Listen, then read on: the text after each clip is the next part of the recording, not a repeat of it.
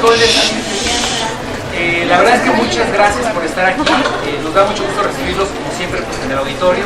Pero en esta ocasión estamos más contentos porque primero es la materia de evolución. Yo sé que hay gente que no está apuntando la materia y que nos hace favor de asistir. No vamos a utilizar los micrófonos porque es nada de lo que pasa siempre, ¿no? Empiezas a hablar y después ya no funciona, todo el mundo corre con la materia. Afortunadamente nuestro ponente pues es un muy buen amigo aquí de la facultad y va a hacer un esfuerzo por hablar con volumen alto. Les pedimos a ustedes que bajen la voz, ¿no? Si están interactuando, mejor esperen para el final al doctor Antonio González si le pueden preguntar. Y algo que es muy importante, aunque aquí casi nunca hay señal, pero apaguen sus celulares, ¿no? Para evitar interrumpir. Entonces, bueno, voy a presentar al doctor Antonio González Rodríguez. Él es un gusto tenerlo aquí en la facultad. Es un biólogo egresado de la Facultad de Ciencias de la UNAM, una facultad muy bonita, una facultad hermana de esta facultad. Posteriormente realizó estudios de maestría y doctorado dentro de la misma UNAM, con un desempeño, la verdad, notable. Es un investigador joven, por el tiempo que lleva realizando actividad de investigación, un nivel académico muy elevado, pero por sus productos, la verdad es que es un investigador más que consolidado. ¿Qué les puedo decir? Estas cosas de las estrellas en la cabeza, Antonio tiene todas, ¿no? Tiene un montón de artículos, tiene muchos estudiantes de doctorado, ha graduado muchos doctores y lo que es muy importante, los alumnos que ha graduado él son investigadores en activo. Entonces habla de su capacidad para formar recursos humanos de alta calidad. Es miembro del Sistema Nacional de Investigadores en el nivel 2, no tarda en ser 3. Y la verdad es que nos da mucho gusto que venga a platicar por aquí. Sus primeras experiencias de docencia fueron justo en la Facultad de Ciencias de la UNAM y es un apasionado de la historia y filosofía alrededor de las ciencias biológicas en general, un apasionado de la evolución. Y aunque no le pedimos que nos hablara de su línea de investigación, él es un especialista en eventos que tienen que ver con hibridación. Utiliza un modelo muy bonito que son los encinos, a los que no nos gustan tanto las plantas. Cuando ves los encinos y los trabajos que hace el doctor Rodríguez, la verdad es que te impresiona, son realmente muy bonitos y tiene trabajos de verdad de valor. Ha realizado estancias postdoctorales en todo el mundo literal, ha presentado congresos en todo el mundo literal y tiene interacción con investigadores de todo el mundo literal. Entonces, pues aunque lo ven joven y demás, la verdad es un investigador más que consolidado y es un gusto que nos va a platicar de un tema tan bonito que tiene que ver con lo que les interesa. Sin más, doctor Rodríguez, muchas gracias por la invitación. Bueno, buenas tardes. Omar, muchísimas gracias por la invitación y por esa presentación tan generosa. Sobre todo por lo de joven, espero que sí me vean joven, así como mi amigo Omar me ve joven, somos como de la misma edad. Y pues sí es un gusto venir aquí a la Facultad de Biología a platicar con ustedes. Ya lo he hecho en algunas ocasiones anteriores, pero la verdad tenía bastante tiempo que no venía y me da mucho gusto estar nuevamente. Por lo que entiendo, la mayoría de los estudiantes que hay aquí son alumnos de la materia de evolución de algunos de los profesores, ¿no? De Lucho, de Denet, de Omar, de Rodolfo, etc. Y me pidieron que diera una plática pues de naturaleza histórica, ¿no? Aunque yo no me dedico directamente como línea de investigación a estudiar la historia de la biología, sí es algo que he estudiado en algún momento de mi vida y como decía Omar, pues durante algún tiempo di clases en la Facultad de Ciencias de una materia que se llamaba Historia y Filosofía de la Biología, donde tuve la oportunidad, bueno, pues de leer un poco acerca de los trabajos de Darwin, el impacto que tuvo Darwin, digamos, en general en la ciencia y en la cultura.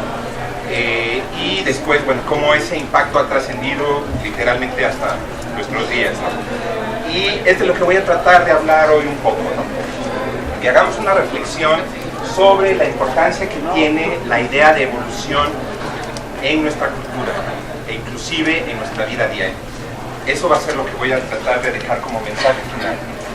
Entonces, para empezar, pues me gustaría que alguno de ustedes levantara la mano y me dijera qué entiende por evolución.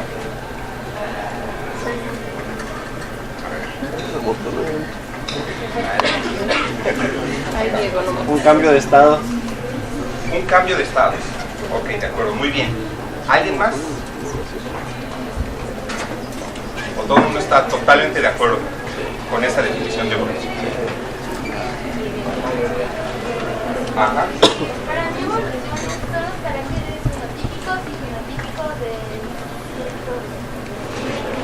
Ok. ¿Alguien más? También es un cambio que se da a través del tiempo y en varias generaciones, fenotípicamente y genéticamente. Muy bien, de acuerdo, ¿no? Entonces, ahora si me das la siguiente, por favor. Si se fijan, esta idea de evolución realmente está profundamente, digamos que, imbuida en nuestra concepción del mundo. Entonces, basta ver, digamos, las distintas expresiones que tiene el término evolución en la cultura popular para darnos cuenta de que, bueno, si Darwin salió en Los Simpson, por algo será, ¿no? Ha habido películas, varias películas que se llaman Evolución, ¿no? Bueno, los X-Men obviamente son la siguiente fase de la evolución humana. La cerveza León ha evolucionado, me parece también algo claro, ¿no? E inclusive hay tarot evolutivo, ¿no? O sea, alguien quiere ir a tomar una clase de tarot. Entonces, aunque sabemos que muchas veces el término evolución se usa de maneras no apropiadas o que no le hacen realmente, digamos, honor a la concepción que tenemos los biólogos de la evolución como un proceso, pues sí es muy claro que, pues que todo mundo en la actualidad tiene alguna idea de lo que es la evolución, ¿no? La que sigue, por favor. Y en términos muy generales, o sea, si vemos el diccionario, podemos encontrar estas definiciones de lo que es evolución. Evolución es hacerse mejor, más sofisticado o perfeccionarse, ¿no? Lo cual se puede aplicar obviamente por ejemplo a la cerveza León. Según los que la hacen, pues se ha ido perfeccionando, ¿no? Y también puede significar dejar atrás el pasado y la sustitución de lo viejo por lo nuevo. Entonces estas son definiciones muy generales y creo que la mayor parte de las personas van a tener una idea más o menos parecida a esta de lo que es la evolución. La que sigue. Sin embargo, y por lo mismo, creo que nos cuesta mucho trabajo imaginarnos un mundo en el que la palabra evolución no estuviera en el diccionario. Y sin embargo, ese mundo sí existió, y existió hace 300 años, más o menos, ¿no? Y en un mundo en el que no existe la evolución, pues básicamente la mayoría de las concepciones que podemos tener acerca de cómo funciona ese mundo van a ser diferentes, ¿no? Y entonces, cuando evolución no estaba en el diccionario, digamos que la gente pensaba que lo que se puede llamar el orden de la naturaleza, es decir, los patrones que nosotros reconocemos en la naturaleza, pues más bien van a reflejar el plan de la creación, ¿no? Entonces, estamos en un mundo en el que la mayoría de las explicaciones acerca de cómo surgió todo, pues tienen que ver con una intervención de un creador, de una fuerza divina o sobrenatural, llámese como quieran, pero que en algún momento intervino de manera consciente y mediante algún poder infinito creó todo, ¿no? Y entonces lo que nosotros podemos percibir acerca de la naturaleza pues va a reflejar las intenciones que ese creador tuvo en algún momento, ¿sí? Y como tal, entonces como los seres vivos fueron creados, entonces deberían ser perfectos, ¿no? Porque no podemos imaginar que un creador todopoderoso, omnisapiente, omnipotente, etcétera, pues pudiera crear algo que no fuera perfecto, ¿no? Entonces, bajo esta concepción o en este mundo en el que no existe la evolución, pues los seres vivos son perfectos. Y por lo tanto, el cambio o el perfeccionamiento no es posible. Es decir, algo que ya es perfecto no puede cambiar, algo que ya es perfecto no puede mejorarse más. Y en caso de que ocurrieran tales cambios, entonces no serían, digamos, como para mejorar, sino necesariamente para llevar a la degradación, ¿no? Entonces, imagínense un mundo hace más o menos 300 años, donde la mayoría de las personas tienen esta concepción acerca de la naturaleza y de los seres vivos. Y entonces viene Charles Darwin, esta es una foto, digamos, una de las fotos clásicas de Darwin, ya viejito, con su barba. Aquí está uno de los dibujos más famosos de Darwin, que se encontró en estos cuadernos de notas que él llevaba, y que de hecho sus profesores usaron para ilustrar la propaganda de esta plática, y bueno, la portada del libro de Lawrence, ¿no? Entonces, como ustedes saben, pues Darwin tuvo un impacto revolucionario y realmente transformó de manera completa esta visión del mundo que les estoy diciendo, Entonces Darwin echó por tierra la idea de un mundo estático donde los seres vivos no pueden cambiar, y por el contrario mostró que los seres vivos cambian, se diversifican y evolucionan, ¿sí? Y que para entender este proceso de cambio o de evolución de los seres vivos realmente no necesitamos un creador, ¿no? Para explicar este cambio no necesitamos un creador.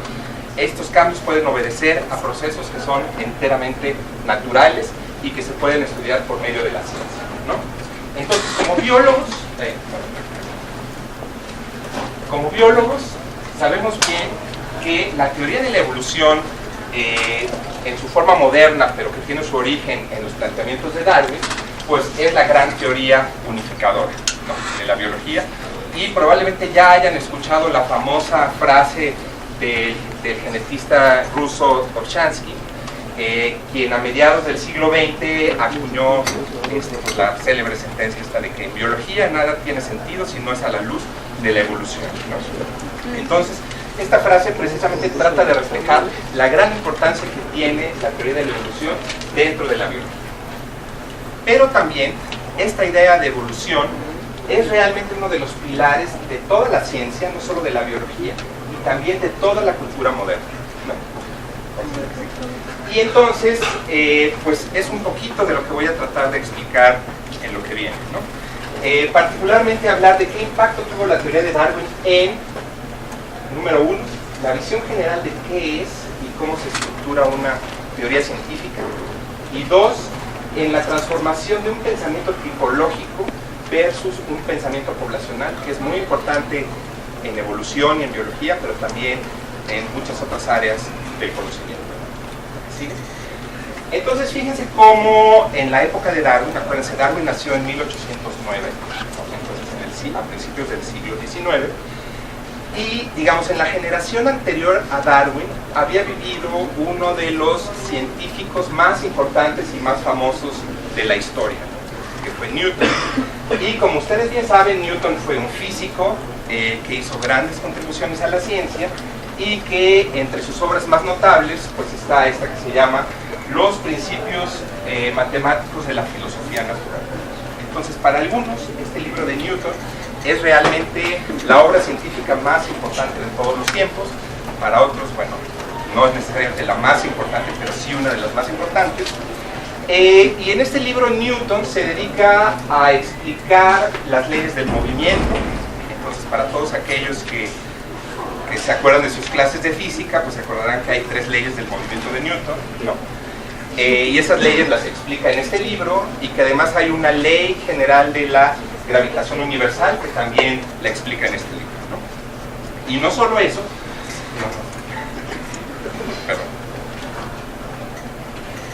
no solo eso, sino que también se dedica a hacer reflexiones o comentarios acerca de la naturaleza de la ciencia. En otras palabras, en este libro, Newton se dedica a explicarle a los lectores qué es la ciencia, en qué consiste y cómo se debe hacer ciencia, ¿no? Entonces, como seguramente ustedes están muy ocupados y no van a tener tiempo de leer el libro de Newton, pues los resumo aquí en 3 rengloncitos, ¿no? Lo primero es que para Newton la ciencia realmente se debe dedicar a entender los fenómenos a partir de leyes universales, ¿no? Una ley universal es realmente una correlación entre variables que tiene poder predictivo. Entonces, si se acuerdan, una de las leyes de Newton es esta, ¿no?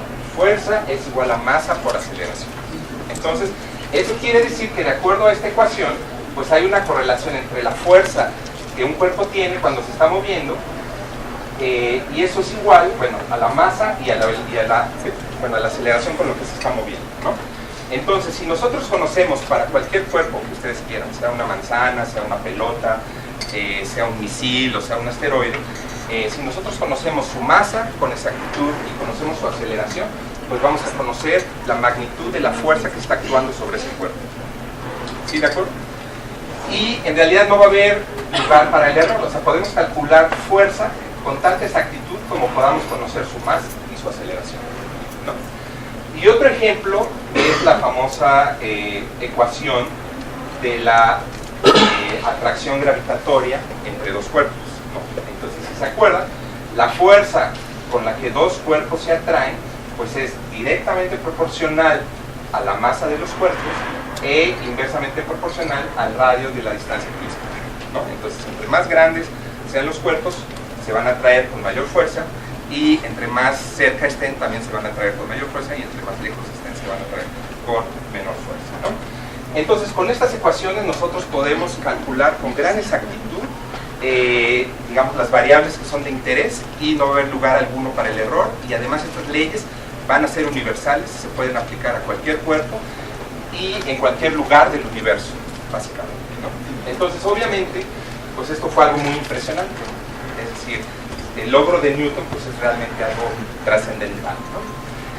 ¿Y qué decía Newton? Bueno, pues entonces queremos entender los fenómenos a partir de las leyes. Las leyes pues son básicamente relacionar unas variables con otras, y esto va a tener un poder predictivo, porque si nosotros queremos calcular la trayectoria de un cuerpo, pues lo podemos hacer si tenemos los datos que necesitamos, y entonces de esta manera podemos poner satélites en órbita, podemos lanzar misiles de un país a otro, podemos pues no sé, calcular cuándo va a chocar el próximo meteorito contra la Tierra, etcétera, ¿no? Entonces todo esto se hace a partir de las leyes de Newton. Y básicamente pues la ciencia va a ser una recopilación de leyes. Entonces ir descubriendo leyes, irlas recopilando, irlas integrando unas con otras, pues es la tarea fundamental de la ciencia. Ahora, había un problema con esta visión de la ciencia, y es que realmente las leyes no pueden explicar el origen de los fenómenos. Por ejemplo, ninguna de las leyes de Newton puede explicar el origen del universo o el origen del sistema solar. Eso es otra cuestión diferente. Pero para Newton esto no era un problema, porque el universo no había surgido, sino que había sido creado. Entonces, digamos, la visión de Newton se insertaba dentro de esta visión, visión general del mundo, que implicaba la existencia de un creador. Entonces, el universo había sido creado en algún momento por una fuerza todopoderosa, y esa fuerza todopoderosa había creado también las leyes de la naturaleza.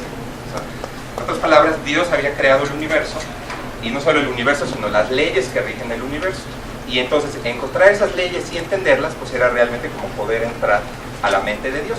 Y entonces no necesitábamos preocuparnos por entender el origen del universo. Y digamos, esta posición llevada al extremo, pues es ejemplificada por este señor Laplace, que era un astrónomo también europeo, que habló del demonio de Laplace, ¿no? Entonces, este es el demonio de Laplace, según Wikipedia. Es la imagen que yo encontré cuando busqué el demonio de Laplace. Y entonces, ¿qué decía Laplace? Bueno, podemos imaginarnos un demonio, es decir, una entidad súper inteligente, súper sabia, que pueda conocer la posición y el movimiento de todas las partículas que forman parte del universo en un momento dado. Y si pudiéramos hacer eso, o sea, si hubiera manera de conocer la posición y el movimiento de cada partícula del universo, entonces, a partir de las leyes de Newton, nosotros podríamos predecir todos los estados futuros del universo hasta el infinito, ¿no?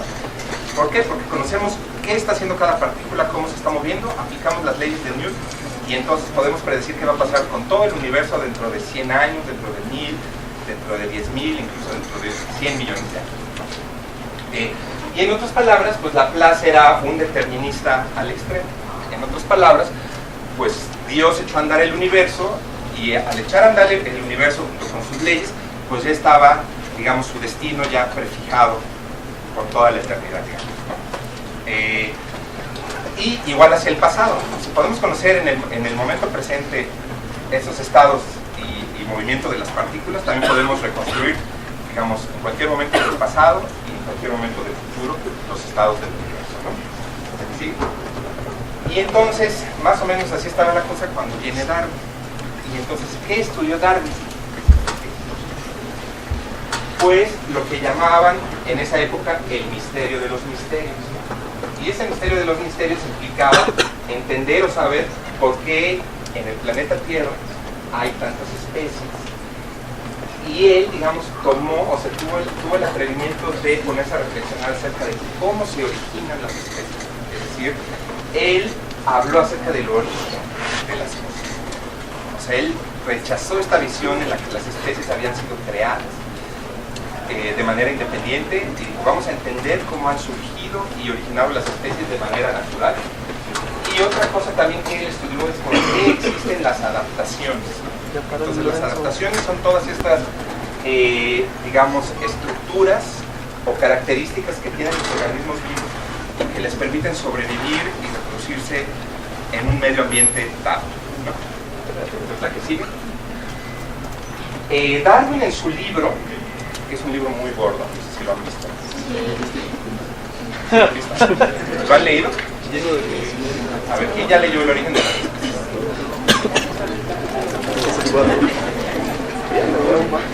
Bueno, 2 personas han leído, 3. Bueno, al menos 3 personas han leído El origen de las especies, lo cual está muy bien. Obviamente todos deberían leerlo, como biólogos, por lo menos un poquito, aunque sean los primeros capítulos. Pero nuevamente, por si no tienen tiempo de leerlo, pues aquí está el resumen. Entonces, básicamente este es el argumento que Darwin desarrolla en su libro, ¿no?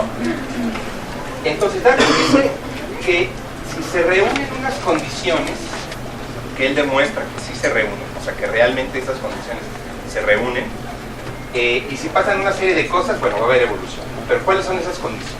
Lo primero que dice Darwin es que todos los seres vivos tienen una capacidad reproductiva muy grande, ¿no? Que en realidad cualquier organismo que ustedes quieran siempre va a tratar de reproducirse lo más que pueda, ¿no? Y Darwin decía en su libro, bueno, esto es muy evidente, por ejemplo, para los conejos, ¿no? Los ratones, ¿no?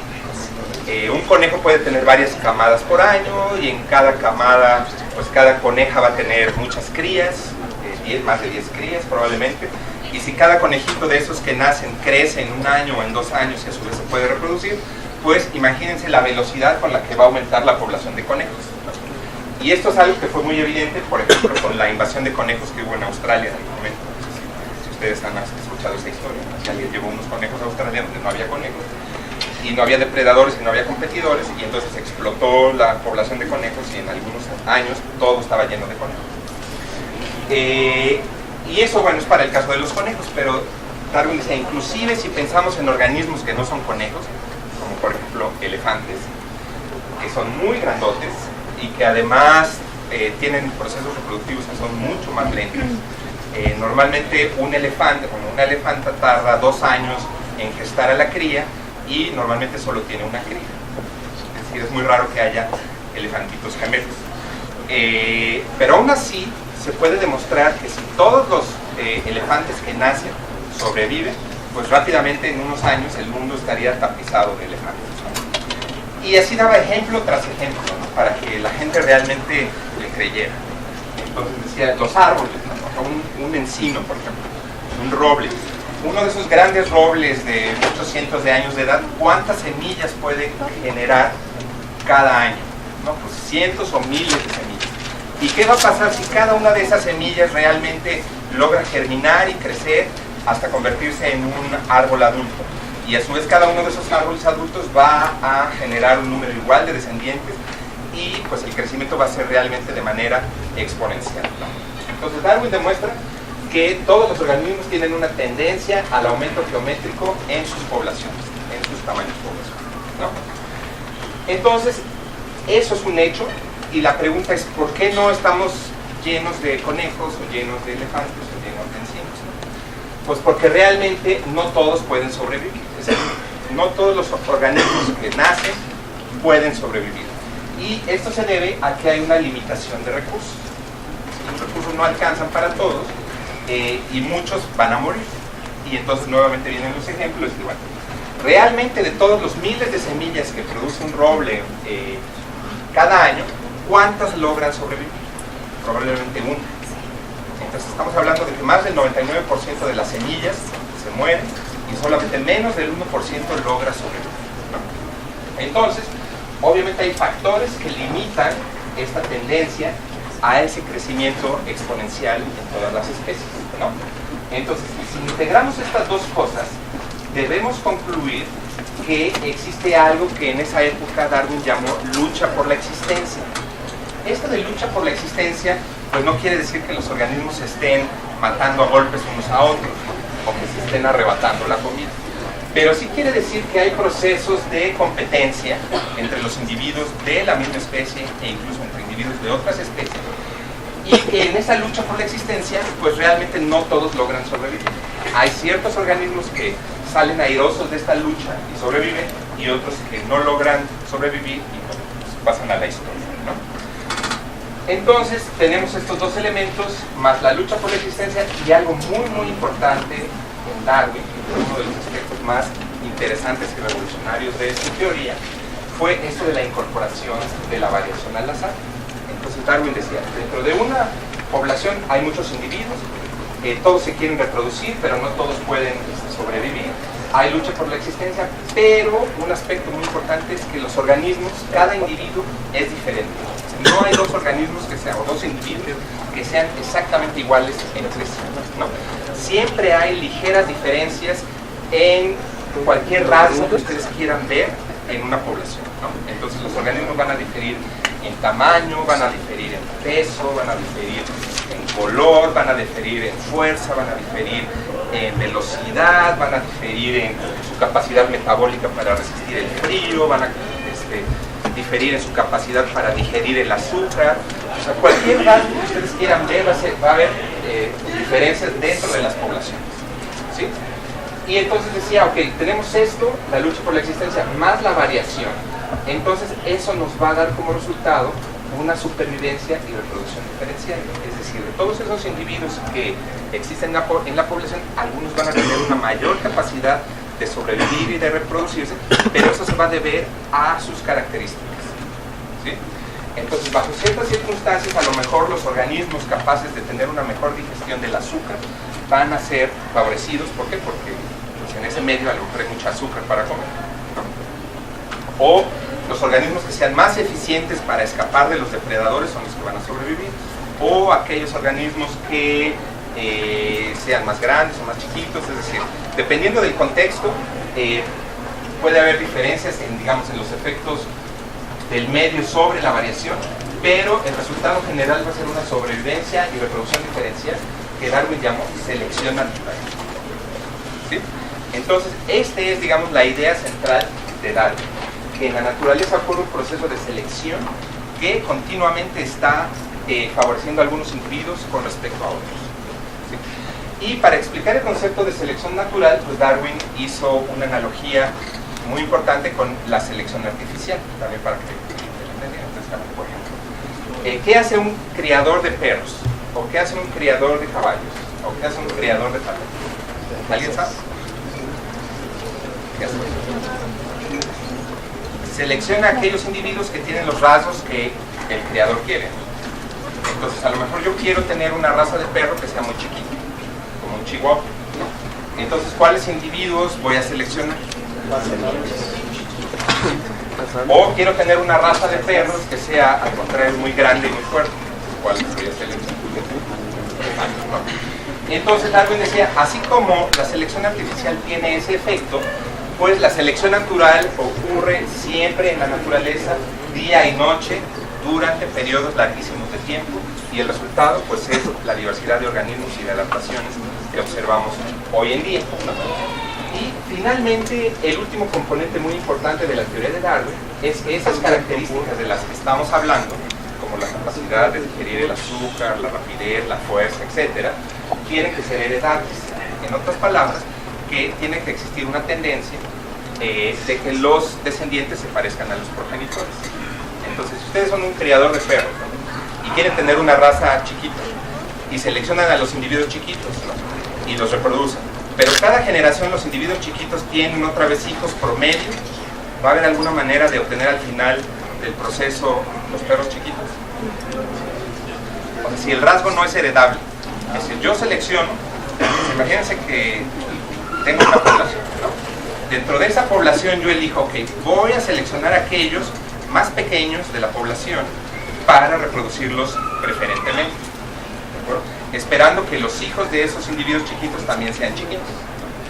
Pero si los hijos de esos individuos chiquitos no necesariamente son chiquitos, ¿hay manera de obtener el resultado que yo quiero? No, tiene que haber heredabilidad.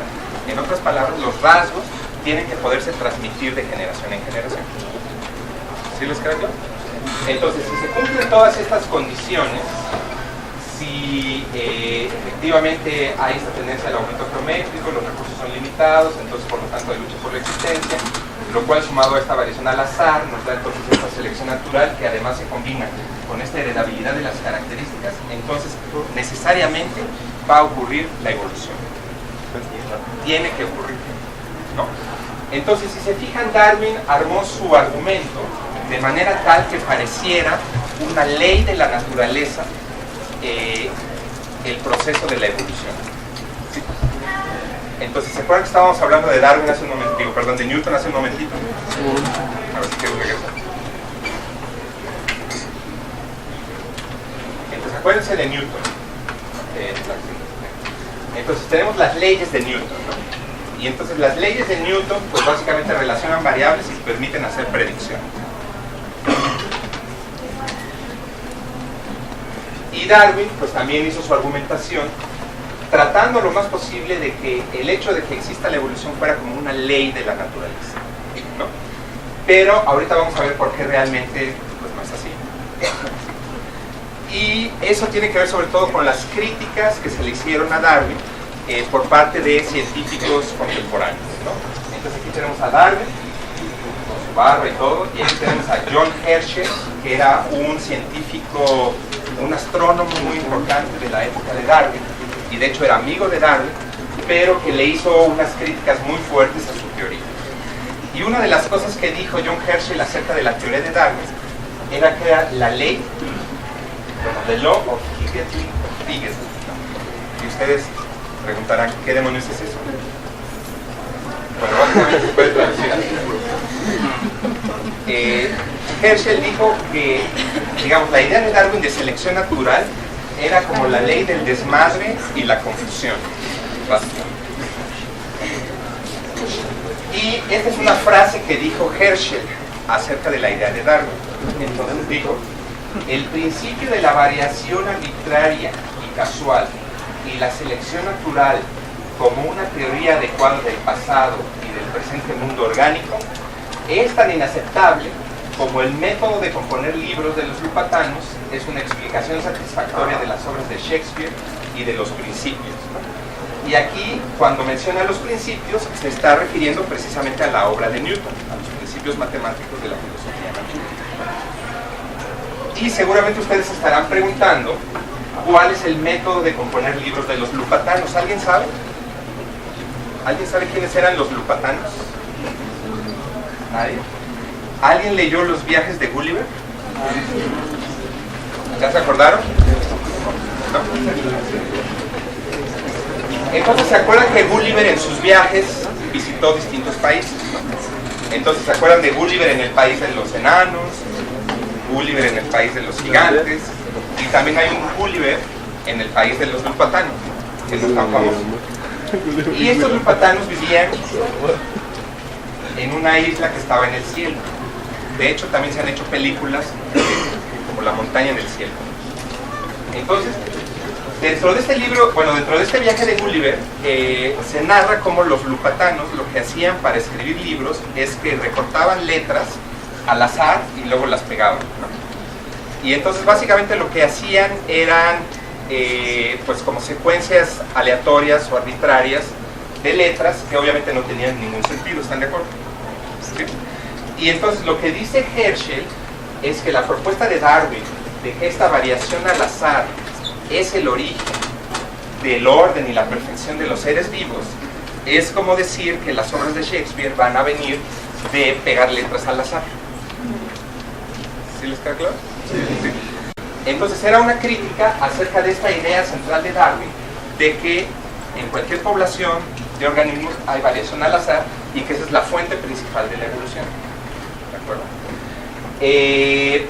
Y inclusive esa misma idea ha tenido otras expresiones como más modernas, como usan inclusive algunos creacionistas que dicen, bueno, ¿cómo es posible que si yo pongo un chango a escribir en una máquina de escribir, bueno, o en una computadora, ahora ya más actualizada la idea, Pongo un chango a teclear en una computadora, ¿no?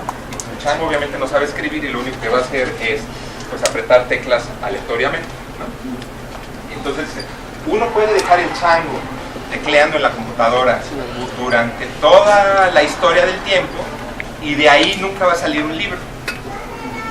¿Están de acuerdo? Y entonces lo mismo decía, de la pura variación al azar no puede salir orden, no puede salir adaptación y no puede salir diversificación. ¿De acuerdo? ¿Sí? Y entonces, bueno, ¿qué hizo Darwin para que se enojaran tanto? Pues en realidad lo que hizo fue realmente romper la visión del mundo que había en esa época y sustituir esa visión del mundo por otra, totalmente diferente. Y entonces aquí el punto central es esto, ¿no? Las variaciones individuales surgen al azar. Ahora, Darwin no tenía idea de a qué se deben las variaciones al azar ni cómo surgen. Actualmente ya lo sabemos. Ya entendemos las bases de la genética, sabemos que la variación al azar se debe a un proceso que se llama mutación, que ocurre en el ADN, que efectivamente es un proceso aleatorio y que se refleja en las características de los seres vivos. Entonces, Darwin no sabía eso, pero sí tuvo la gran intuición, digamos, de decir que esas variaciones individuales son al azar. Y esto también lo hace totalmente diferente a Lamarck, ¿no? Para Lamarck, las variaciones individuales surgían como en una dirección, en la dirección que debería favorecer a los individuos. Como las jirafas, pues tenían que ir estirando cada vez. Pero para Darwin no, para Darwin la variación es al azar. ¿Sí? Y entonces, si esto es cierto, pues las características de las especies no necesitan corresponder a un diseño, sino que en realidad van a venir de sus ancestros. Luego, las adaptaciones no necesariamente van a ser perfectas, basta con que sean suficientes para la supervivencia, y los accidentes históricos van a ser en buena medida responsables de los patrones que observamos en la naturaleza. En otras palabras, pues va a romper con la idea esta del determinismo en biología. Y por lo tanto, la selección natural no es una fuerza como la entendía Newton, y además involucra el azar de manera especial. Si se fijan, en las leyes de Newton no había ningún elemento de azar. Si yo conozco la masa y la aceleración de un cuerpo, puedo calcular la fuerza con precisión absoluta. ¿De acuerdo? Y no hay nada ahí donde el azar intervenga, ¿no? En cambio, para Darwin, pues el azar sí va a intervenir, porque el azar va a determinar qué variación surge y por lo tanto hacia dónde va a ir la evolución. Y entonces yo les pregunto si se puede o no predecir la evolución. ¿Qué piensan? Si incorpora un elemento fundamental de azar, ¿ustedes creen que la evolución se pueda predecir? ¿Sí, no o más o menos? Nada, poquito, regular. En realidad es difícil. Yo creo que esa es una discusión filosófica que perdura hasta nuestros días, y los invito a que lleven esa discusión con sus profesores de evolución y que discutan con ellos en las próximas clases si la evolución se puede predecir o no se puede predecir. De hecho, hace unos días salió en las noticias, no sé si lo vieron, una nota que decía ¿cómo va a ser el rostro humano en el futuro? ¿Alguien la vio? ¿Sí? ¿Qué decía? Okay. ¿Alguien sí la leyó? Decía que ya no iba a haber ni características caucásicas ni africanas ni nada, ya íbamos a estar todos secuestrados y vamos a tener un tono de piel no tan moreno ni tan blanco, sino los ojos iban a ser totalmente señalados y el pelo iba a ser rizado. ¿Y qué más? La cabeza.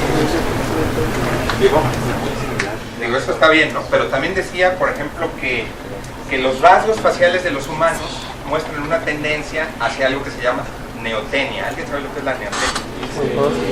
¿Qué es? Como los ambistomas, pero ¿eso qué quiere decir? Exacto, ¿no? Entonces nuestros rasgos faciales muestran caracteres juveniles, ¿no? Y que esto ha sido un proceso, este proceso o esta tendencia hacia la neotenia se ha debido a que se han favorecido aquellos rasgos como infantiles, ¿no? Que despiertan ternura en nuestros semejantes. por así decirlo, ¿no? Entonces, ¿a ustedes les gustan los bebés? Bueno, verlos de lejos, o sea, no necesariamente tenerlo, pero ven un bebé y dicen, ¡ay, qué bonito! ¿No? ¡Qué tierno! ¡Qué lindo! O sea, ¿les dan ganas de patear un bebé si lo ven o de pegarlo? Espero que no, ¿no? Bueno, normalmente a uno no le dan ganas de patear a un bebé. Pues a uno le dan ganas de cargarlo, de apapacharlo, de darle besitos. Y fíjese cómo el mantenimiento de esos rasgos como infantiles durante la, digamos, la fase adulta, pues lo que evita es la agresión entre las personas. Hasta cierto punto sabemos que obviamente no funciona del todo. Pero sí es una tendencia a tener rasgos más juveniles, más infantiles durante nuestra etapa adulta para evitar agresiones, o sea, para usar, digamos, ese instinto de ternura que nos despiertan los rasgos infantiles. ¿Les queda claro? Y eso tiene que ver con la evolución de las sociedades humanas, de la cooperación en los grupos, etc. Y estos cuates del artículo que les estoy diciendo, lo que decían es que esa tendencia va a continuar en el futuro y que cada vez vamos a tener más cara de caricatura de Walt Disney. Básicamente, o sea, ojos más grandotes, boca más chiquita, nariz más pequeña, etc. ¿Ustedes qué creen? ¿Que esa nota esté realmente basada en un buen conocimiento de la evolución? No. Y entonces me parece muy arriesgado ponerse a hacer cualquier tipo de predicción acerca de qué dirección va a tener la evolución cuando sabemos que un componente fundamental de la evolución es el azar, ¿no? Entonces sí podemos identificar tendencias y si tenemos suficientes elementos, digamos que podemos hacer cierta predicción. Este tipo de explicaciones obviamente se han incorporado a muchas otras áreas de la ciencia, ¿no? Como que áreas de la ciencia creen que incorporen de manera muy importante el azar y la historia. No, aparte de la biología. La sociología. La sociología, aunque obviamente, bueno, con más cosas. ¿Algún otro? En la geología, la cosmología, es decir, todas estas áreas de la ciencia que se dedican a entender la historia de las cosas, pues van a incorporar pues, precisamente el azar y el entendimiento de la historia como factores fundamentales. ¿Sí? Bueno, eso es lo primero que les quería decir, cómo, bueno, realmente la teoría de Darwin contribuyó de manera muy, muy importante pues a romper con el paradigma, con la visión del mundo que había en esa época. O sea, de una visión del mundo de poco cambio o nada de cambio, un creador que había puesto las cosas y nada más seguían leyes, etc. Y ahora quiero hablarles un poquito de la transición de esto que llamamos pensamiento tipológico contra el pensamiento poblacional, que ahorita les va a quedar claro. Y para eso pues tengo que hablar de los padres de la taxonomía. Entonces, ¿todo el mundo sabe quién es Linneo? ¿Y John Ray? No. Bueno, John Ray era, digamos, un científico inglés que también contribuyó a la sistemática o a la taxonomía, aunque no es tan famoso ni tan reconocido.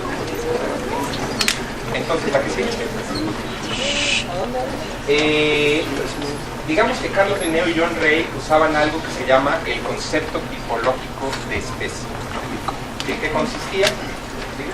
Pues básicamente consistía en decir, bueno, las especies fueron creadas por separado, entonces por lo tanto obviamente existen, es decir, las especies son unidades reales, y como fueron creadas por separado, entonces cada especie corresponde a un ideal o tipo.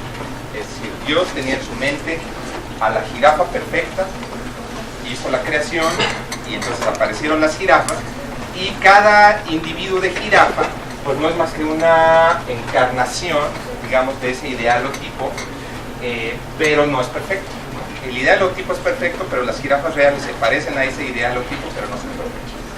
¿Sí les queda claro? Y con base en eso, pues Linneo creó todo su sistema de clasificación lineal. Sin embargo, inclusive en aquella época pues ya era evidente que esta idea del concepto tan tipológico de especie pues tenía numerosos problemas, ¿no? ¿Por qué? Pues porque desafortunadamente existen todas estas cosas, ¿no? Entonces existe polimorfismo intrapoblacional, es decir, hay la tendencia de los organismos a variar dentro de las poblaciones, ¿no? También hay diferenciación geográfica, que quiere decir que los individuos de la misma especie que están en un lugar no van a ser exactamente iguales a los que están en otro lugar.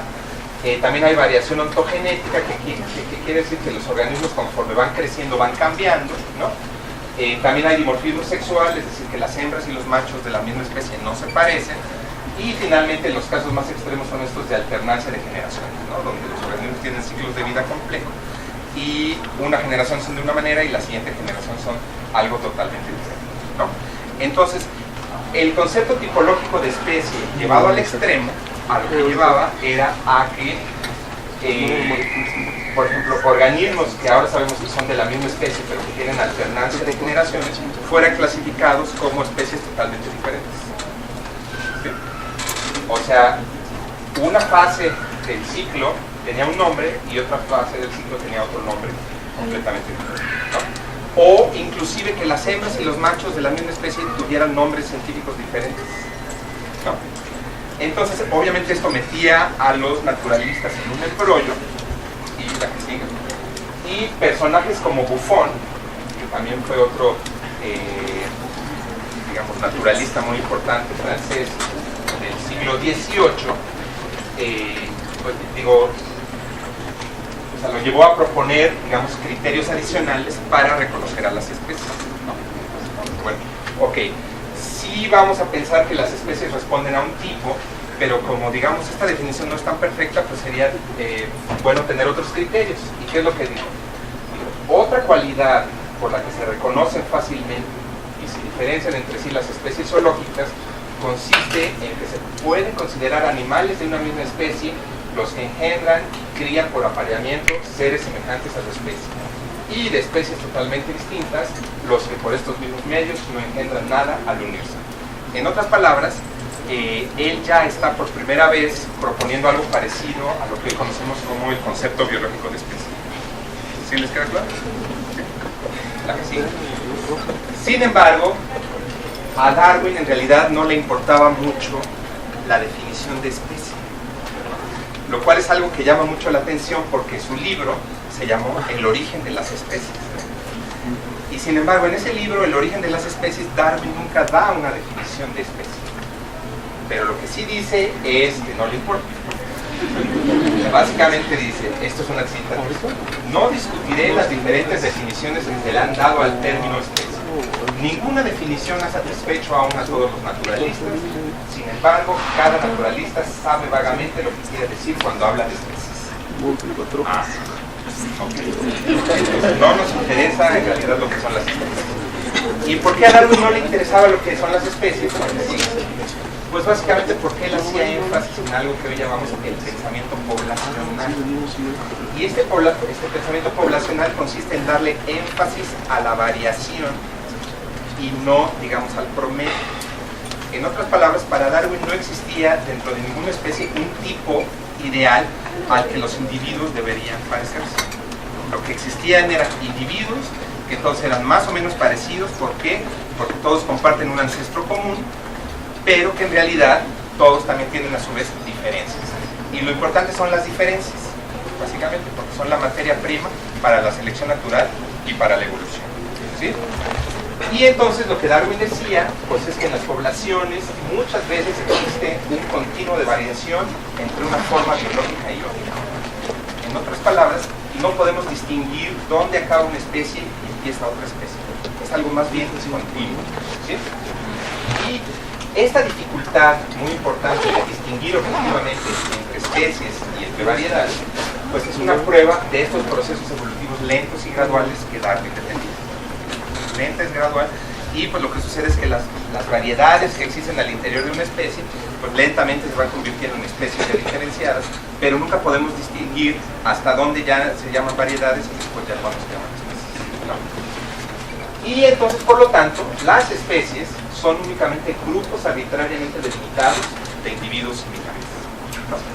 La que sigue. Y entonces, pues esto nuevamente nos mete un embrollo a los biólogos del cual no hemos logrado salir, ¿no? porque realmente el concepto de especie es algo que se sigue discutiendo, y si ustedes revisan la literatura científica y buscan Species Concept en Google, van a encontrar artículos del 2018 que siguen discutiendo qué son las especies, ¿no? Y creo que ya van como 25 conceptos de especie, ¿no? Más los que se acumulen esta semana. Pero en realidad, pues, digamos, la discusión se puede resumir a esto, ¿no? ¿Existen o no existen las especies? Entonces, Linneo decía que sí existían. ¿Por qué? Porque Dios los creó. Darwin decía que en realidad no existen porque son entidades que van cambiando muy lentamente y en realidad cualquier límite que pongamos va a ser algo. ¿Ustedes qué piensan? ¿Existirán las especies o no existirán? Sí, ¿verdad? O sea, como biólogos, pues estamos entrenados para creer en las especies. Digamos, cuando hagan su tesis, probablemente van a agarrar una especie. ¿Sobre qué estás haciendo tu tesis? Ah, bueno, sobre la variación morfológica de Salix complandiana en la región de Morelia, Michoacán. O sobre lo que ustedes quieran, pero lo más seguro es que el título de su tesis va a llevar un nombre científico que corresponde a una especie. Y si van con alguien al campo, con algún familiar, algún amigo que no sea biólogo, les va a preguntar, oye, ¿esa especie qué es? ¿Y esa otra especie qué es? Y ustedes van a decir, no sé, lo seguro. Pero digamos que esta idea de especies pues está también como muy cerca de nosotros. Y pues no, nuevamente, pues no es que estemos mal, ¿no? Sí está bien. Realmente, después de estas dos visiones antagónicas, digamos, la visión muy tipológica y la visión muy, digamos, poblacional, pues en algún lugar intermedio está lo que hoy llamamos justamente el concepto biológico de especie, propuesto entre otros por Mayr. Mayr, ustedes saben, fue un biólogo evolutivo que se murió hace poquito, a pesar de que nació en 1905, se murió en el 2005, o sea, vivió 100 años, ¿no? Entonces, si ustedes revisan la biografía de los biólogos evolutivos, verán que tienden a vivir muchos años. Les recomiendo que se dedican al estudio de la evolución, puede ser que vivan. Y este concepto biológico de especie es central en biología, se ve en todas las carreras de biología, ustedes ya lo vieron, lo van a ver muy pronto. ¿Y qué dice? Dice básicamente, las especies son grupos de poblaciones naturales, capaces de entrecruzarse real o potencialmente y aisladas reproductivamente de otros grupos similares. ¿De acuerdo? Entonces, si se fijan, este concepto biológico de especie no se basa en diferencias morfológicas ni en características intrínsecas de los individuos. En otras palabras, no es un concepto tipológico. En otras palabras, no dice qué cosa es el Salix complandiano. Ah, pues es un árbol que tiene hojas de tal tamaño, que muestra una corteza de tales características, que vive en tal lugar. En realidad eso pues, sí es cierto, pero no es lo indispensable para definir esa especie. Lo importante es que, digamos, para delimitar especies y para distinguirlas y separarlas de otras especies, es que contenga grupos de organismos que se pueden cruzar. ¿Sí les queda claro? Sí. Pero para Mayr, a diferencia de para Darwin, para Mayr las especies sí son entidades que son bien reales. Es decir, no son arbitrarias como sucedería Darwin, sino son entidades que sí existen en la naturaleza y lo que es más interesante, pues son un producto de la evolución. ¿Sí? ¿Y qué decía Mayr? Pues que la razón de existir de las especies es proteger sistemas genéticos armoniosos. Dice, de lo contrario, si todos los organismos fueran capaces de entrecruzarse entre sí, se formaría una enorme mayoría de combinaciones genéticas desfavorables. ¿Sí le entienden a eso? Pues imagínense que todos los organismos del planeta fuéramos una sola especie, ¿sí? Y que todos nos pudiéramos entrecruzar con cualquiera, ¿no? Entonces, ¿qué quiere decir? Un humano se podría entrecruzar con... ¿Quién? Para que no se oiga así muy... como muy extraño. A ver, ustedes digan. Con un flamingo. Entonces, ¿qué sucedería si hubiera entrecruzamiento entre un humano y un flamingo? Sabemos que no se puede, ¿no? Pero imagínense que se pudiera formar un híbrido entre el flamingo y el flamingo. ¿Sería un organismo viable, capaz de sobrevivir en el medio ambiente, etcétera? Lo más seguro es que no. Entonces, Meyer dice, las especies que son entidades reales y deben existir para justo evitar ese tipo de entrecruzamientos entre organismos que son genéticamente muy diferentes y que de combinarse pues van a tener como resultado un organismo francamente inviable o con muy baja adecuación, ¿no? Entonces, ¿sí les queda claro cómo Meyer de alguna manera resolvió el conflicto entre los dos conceptos de especie? Y por eso el concepto biológico de especie, a pesar de ser altamente criticado y atacado, pues sigue siendo pues, uno de los conceptos más importantes, o el que siempre usamos de referencia. Es decir, todos los otros conceptos de especie, los 24 restantes, en realidad lo que dicen es que tratan de corregir algún aspecto del concepto biológico de especie. O sea, todo como que gira en torno a ese concepto biológico. ¿Sí les queda claro? Bueno, ¿sigue? Y ya para terminar, quisiera, digamos, hablar un poquito acerca del funeral de Darwin. ¿Y esto por qué? Pues porque muchas veces cuando hablamos de Darwin nos imaginamos que fue un personaje que fue altamente atacado y criticado durante su vida y que en realidad no tuvo nada de reconocimiento hasta mucho después, ¿no? Pero fíjense que averiguando un poquito acerca de su funeral, pues nos podemos dar cuenta de que cuando murió, pues Darwin en realidad era una gran celebridad, y era ya reconocido como uno de los científicos más importantes de la historia, ¿no? Entonces, efectivamente se le criticó, se le atacó, pero al final, inclusive antes de que él muriera, muchas de sus ideas sí habían ya permeado, ya habían trascendido y ya habían sido incorporadas, digamos, a la ciencia de la época, ¿no? Entonces, esta es una imagen, por ahí está el féretro. Entonces, al funeral de Darwin acudieron algunos de los personajes más relevantes de la aristocracia y de la ciencia de la época, ¿no? Entonces, aquí está una lista, ¿no? Entonces había duques, había embajadores y obviamente había también amigos de Darwin y colegas cercanos, ¿no? Inclusive también Wallace, digamos que fue el cofundador de la teoría de la evolución, pues también asistió al funeral. Entonces Darwin realmente, cuando murió, era altamente respetado como científico y sus ideas sí habían trascendido fuertemente. Y algo muy interesante es dónde lo enterraron, ¿no?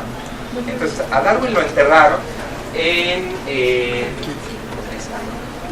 la abadía de Westminster, que es donde se enterraban a los personajes más ilustres de la época, ¿no? Y aquí está el mapa de dónde está la tumba de Darwin. Entonces, uno es Darwin, ¿no? Dos es John Herschel, el que dijo que su ley era la ley del desmadre y la confusión. Los pusieron juntos para que se siguieran peleando hasta el final. Tercero es Howard Walter, que bueno, en realidad no tiene nada que ver, ese es otro personaje mucho más reciente. El 4 es William Herschel, que era el papá de John Herschel. Entonces, hay para que todo quedara en paz. 5, James Maxwell, un físico muy importante. 6, Michael Faraday, otro físico muy importante. Y 7, Isaac Newton. Entonces, ahí enterraron a Darwin con estos personajes. Entonces, esto quiere decir obviamente que el grado de reconocimiento que Darwin tenía era, pues, digamos, impresionante. Y ahí está su tumba, que es una lápida muy sencilla. Y si alguna vez ustedes han leído a Antonio Lascano, Antonio Lascano tiene un artículo muy interesante y muy divertido donde hace una comparación entre la tumba de Newton y la tumba de Darwin, ¿no? Y lo que se dice es que la tumba de Newton es un mausoleo así como del Chapo, ¿no? O sea, una cosa así impresionante, súper adornada, wow. Y la de Darwin es algo muy sencillo, ¿no? Entonces, y ahí es un contraste, ¿no? Entre lo arrogante que era Newton y lo sencillo que era Darwin. Y ya para terminar, pues preguntarles si se pueden imaginar un mundo sin Darwin. Y bueno, si tienen alguna pregunta o comentario.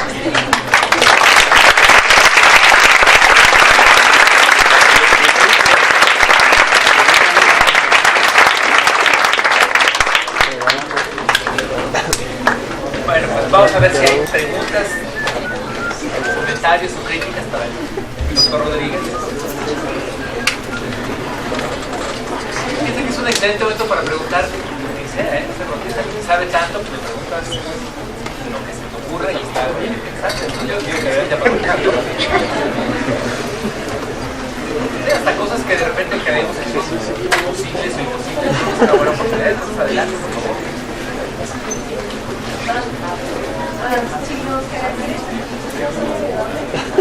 ¿Cómo te da sensación con el tiempo como la diabetes, hipertensión y todo eso que pueden ayudar? Claro, o sea, no es que se herede la enfermedad tal cual, lo que se hereda es con la propensión a adquirirla. Y esa propensión pues, sí puede tener una base genética. Entonces, digamos, en realidad, pues las ideas de Darwin ya están muy transformadas en la actualidad. Y entonces sabemos que hay, en primer lugar, que la herencia de los caracteres es algo complejo. No necesariamente todos los caracteres siguen las leyes simples de Mendel. Entonces, la herencia de muchos caracteres intervienen, por ejemplo, no solo un gen o pocos genes, sino muchos genes. Y además hay una intervención del ambiente. Entonces, en la expresión fenotípica final, pues básicamente lo que hay es una combinación de un efecto genético y un efecto ambiental. Y en la actualidad sabemos que también hay lo que se llaman modificaciones epigenéticas, que sí se pueden dar, digamos, como resultado de la influencia del ambiente y que sí se pueden heredar. Entonces, digamos que la visión ha seguido cambiando y haciéndose más compleja. Pero sí hay que tener claro que en el ejemplo que tú dices, pues lo que se hereda no es la enfermedad, sino la proporcional. Ya depende nuevamente del ambiente, o sea, de qué comas, de tus hábitos, ¿La evolución únicamente se da en organismos vivos? ¿Y qué pasa con los virus? ¿Ellos no evolucionan? sí evolucionan. Pero entonces ahí entramos a otra discusión eterna, ¿no? De si los virus están vivos o no están vivos. Entonces eso nos lleva a plantear una definición de vida. Y entonces nos metemos en otro embrollo otra vez, porque también es difícil definir lo que es la vida. Entonces, para algunos la vida pues sí implica producción, implica herencia de características, pero también implica funciones metabólicas, ¿no? Es decir, intercambios de materia y energía con el medio ambiente. Y los virus no necesariamente cumplen con todos esos requisitos. O sea, los virus cuando están fuera de un organismo al que están atacando pues son inertes. O sea, son como partículas que pues, están ahí, o sea, no están haciendo metabolismo. Entonces, ahí sí entraríamos a una discusión de si los virus están o no vivos, aunque sabemos que sí evolucionan. La evolución de los virus es biológica. Sí, claro, definitivamente. O sea, en realidad cualquier sistema que tenga la capacidad de replicarse es susceptible de evolucionar. Cualquier sistema que sea capaz de autorreplicarse puede evolucionar. Entonces, hay gente que habla de la evolución prebiótica, no sé si han escuchado con respecto a las teorías del origen de la vida.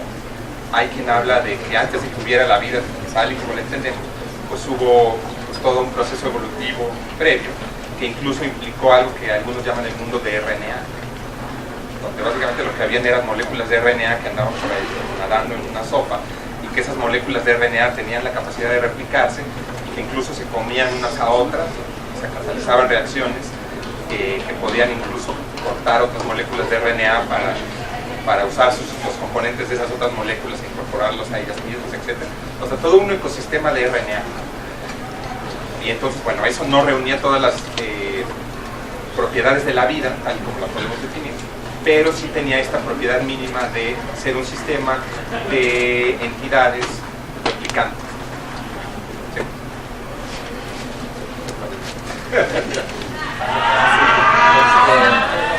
El concepto que manejan de evolución de perfeccionamiento o hacerse mejor, ¿a qué se refieren? ¿Hacerse mejor en qué o...?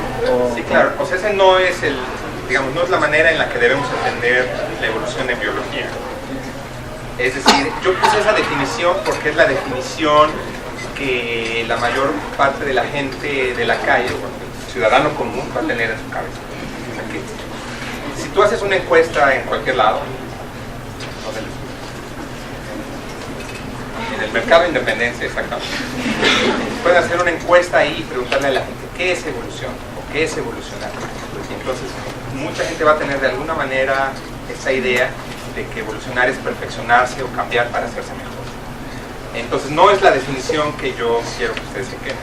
O sea, simplemente la puse para hacerles ver que todo el mundo tiene alguna idea de lo que es la evolución, aunque no necesariamente sea la idea de evolución que tenemos los biólogos. O sea, en biología no hay tal como perfeccionamiento.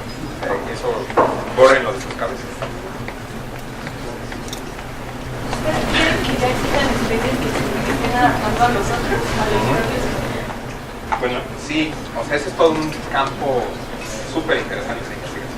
Entonces, inclusive ha habido números especiales de revistas muy importantes que en años recientes han sacado compilaciones de artículos que muestran claramente la evidencia de evolución en muchas especies como resultado de las nuevas presiones de selección que los humanos estamos creando, ¿no?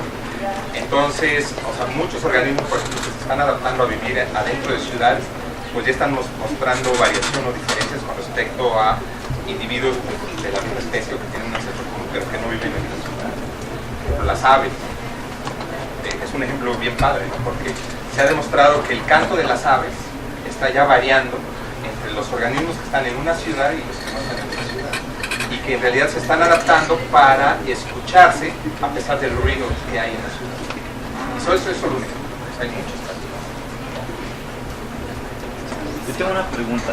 ¿Usted qué cree que fue lo que contribuyó en términos evolutivos a que el ser humano desarrollara una capacidad cognitiva superior a la de otras especies? Es una gran pregunta, sí, yo creo que no la puedo responder.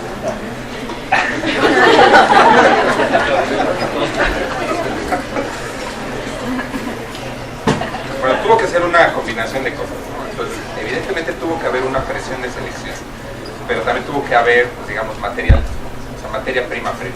Esa materia prima pues tuvo que estar dada en la forma de variación. Entonces, pues la gran pregunta también es ¿cuál es esa presión de selección que realmente moldeó esta capacidad cognitiva superior de los humanos? Y hay varias teorías, y una de ellas dice que en realidad la presión de selección más importante fue la capacidad de aprendizaje del humano. O sea, no la capacidad de resolver problemas, sino la capacidad como de imitar y aprender a partir de la imitación, que es algo innato que tenemos, que uno lo ve en los niños. O sea, los niños aprenden observando y imitando a sus adultos. Y que en realidad esa fue la gran presión de selección que causó pues, la evolución de nuestra capacidad cognitiva. Te recomiendo que veas el Scientific American. ¿Conocen esa revista Scientific American? ¿Alguien la conoce? No la trae. Yo estoy suscrito a ella. Pero justo en el último número de Scientific American tiene una serie de artículos acerca de la evolución de los humanos. No la he terminado de leer toda. Pero uno de los artículos más importantes de ese número especial es justamente la discusión acerca de qué nos llevó a tener una capacidad cognitiva que sí es claramente distinta a las de las demás especies, que nos hace únicos como especie. Y por cierto también viene otro artículo sobre que se llama Darwin en las sociedades. Y en ese artículo se discuten las presiones de selección que el hombre está causando y cómo está afectando la evolución de muchas otras cosas. Entonces, si quieres realmente como profundizar en el tema, te recomiendo que veas la revista y obviamente que una vez que leas esos artículos, pues ya vayas a las referencias, te empapes de la literatura. Gracias. Bien, ¿alguna pregunta más o comentario?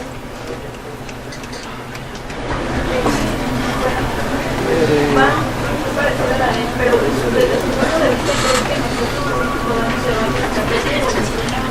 Sí, claro, sí, son padres. Pues es que tenemos que pensar, sí, habría que tal vez escribir algo. O sea, ¿cuáles son las presiones de selección que realmente están actuando ahora sobre la especie humana? O inclusive podríamos preguntarnos si hay presiones de selección que estén actuando. Porque acuérdense que bajo la definición de Darwin, la selección natural es supervivencia y reproducción diferencial. Y realmente, ¿qué está moldeando en la actualidad los patrones de supervivencia y reproducción diferencial de los humanos? Es una gran pregunta. Y de contestar esa pregunta, pues va a depender la trayectoria evolutiva que pueda seguir nuestra especie. No sé si me explico. O sea, ¿qué presiones de selección tenemos actualmente? O sea, ¿qué cosas determinan nuestra supervivencia y o reproducción? La malaria, probablemente, en algunas regiones del mundo, no en todas. ¿Alguna otra?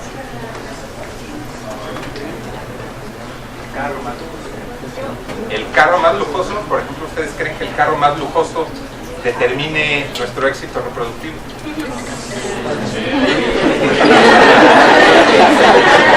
¿Será cierto? Los que tienen carros más lujosos son los que más hijos tienen. No, ¿verdad? Digamos que serán los que las o los de más éxito tengan en sus conquistas amorosas, pero no necesariamente los que más hijos van a tener. Entonces, ¿qué presiones de selección tenemos? El estrés puede ser uno, nos morimos de estrés, pero eso evita que tengamos hijos. Sí, en algunos casos. Limita el número, pero será una presión de selección.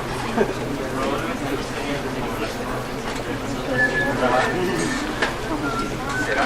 Los que no tienen trabajo se reproducen.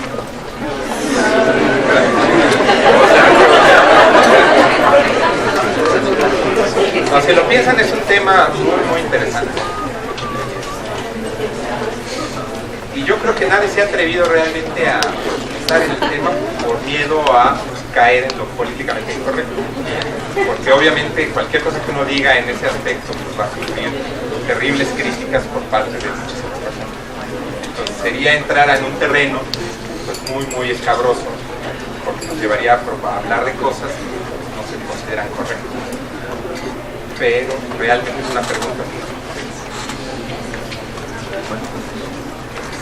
Muy bien, jóvenes, pues si algún comentario más. ¿Usted cree que las sociedades sean una cosa de selección natural? Probablemente sí. Entonces, ¿alguna vez se han preguntado por qué muchas enfermedades aparecen ya cuando uno está ya medio viejito? ¿Por qué? Es decir, ¿por qué los infartos dan no cuando uno es joven, sino cuando uno ya está como medio carcachón? O el cáncer, o la diabetes. ¿Por qué muchas enfermedades aparecen, digamos que de la mitad de la vida en adelante y no aparecen en la primera etapa de la vida? Porque fíjense que aparecen normalmente después de la edad reproductiva, ¿no? Entonces, si esas enfermedades aparecieran antes de la edad reproductiva, digamos que la selección natural tendería a eliminar su incidencia, ¿verdad? Pero como en la actualidad, digamos, normalmente nos podemos reproducir y vivir todavía mucho tiempo, lo cual es algo que no sucede normalmente con los organismos de la naturaleza. O sea, los organismos de la naturaleza se reproducen y ya van. Digamos, el promedio de vida humana, ¿cuánto era? 30 años. Entonces, básicamente ocurría la reproducción y ya. Y así sucede en la mayoría de las especies, se reproducen y tal vez puedan durar un poquito más y luego ya. Pero nosotros hemos extendido nuestro periodo de vida de manera que todas esas enfermedades que surgen después de que nos reproducimos, pues ya no pueden ser eliminadas por selección natural. Porque no hay manera de que sean seleccionadas. Porque no van a afectar nuestra reproducción. ¿Sí lo ven?